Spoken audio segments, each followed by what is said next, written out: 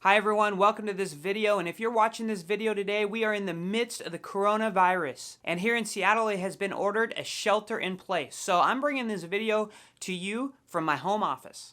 What we're going to be going over today are the footwork patterns on the return of serve, the types of footwork, and why that footwork is important, and how you can apply it to your own game.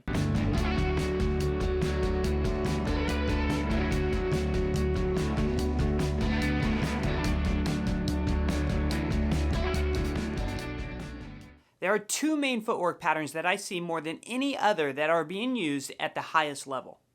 I'm going to show you each one of these footwork patterns and show you demonstrations that might help you apply it to your own game. So let's take a look. The first return footwork pattern that we're going to be talking about is the wide base into the split. So that's where you get your feet really far apart like this, and then from this position you would go into your split step. Let me show you an example. As you can see here, look at Nadal's feet. Look at how wide his base is already. He's down, he's low, he's ready to go. That is important because when Nadal gets his feet this far apart, it means he can cut side to side very, very quickly. The second thing that we want to see is when does Nadal actually make that split step happen? So let's take a look at that. We're going to back this up just a little bit. And as we start to approach the ball here, take a look at his feet right now. You can see how his heels are already coming off the ground here. But look at where this racket is. This racket is still far, far below the ball. So that goes to show you that when people are timing out a split step, it is not timed to the point of contact. It is prior to that. That is a big takeaway. The next footwork pattern that we're going to talk about is the stride into the split step. And this is my favorite footwork pattern. That works like this. I'm going to be in my ready position here. I'm going to take a step with my left foot because I'm right-handed. So I'm going to step with my left and then I'm going to go into my split. Let me show you how that works. Andy Murray is probably one of the best players that I've seen at this. He takes a step forward with his left foot and then goes into a split. Let's watch. Notice as he takes a step forward and then into a split. So we got to figure out, when is he taking a step forward? Well, he's going to take a step forward as Djokovic is going into his motion. So he starts to take a step right now. Okay, here's a step here. But now let's look at where Djokovic is in his motion. You see how his racket is still loading up. It hasn't even got behind his head yet.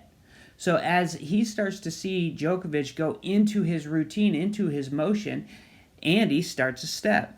Now let's see as he goes into his split. Now he's into his split step. So we got to figure out, how is he timing his split step? Well, my guess is he's timing it exactly like Nadal would time it.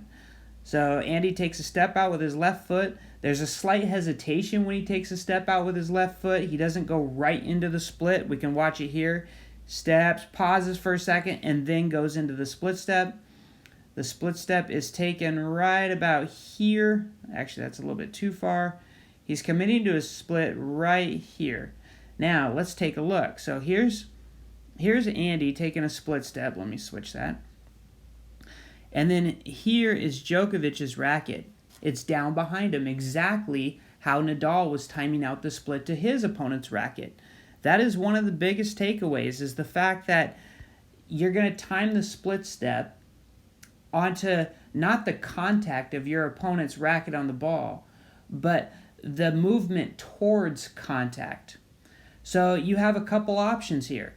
You can either take a stride into a split, or you can take a wide base stance and then go into your split step. Both are fine. Find which one works for you. But the whole point of this video is that you need to do one of them.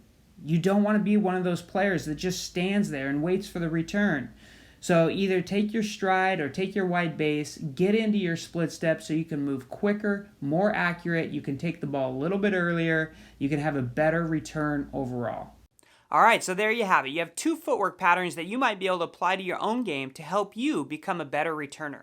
Like you, as I watch this virus spread throughout the world, make sure that you stay safe. Find ways to work on your tennis. Subscribe to this channel, and I'll see you again on the next video.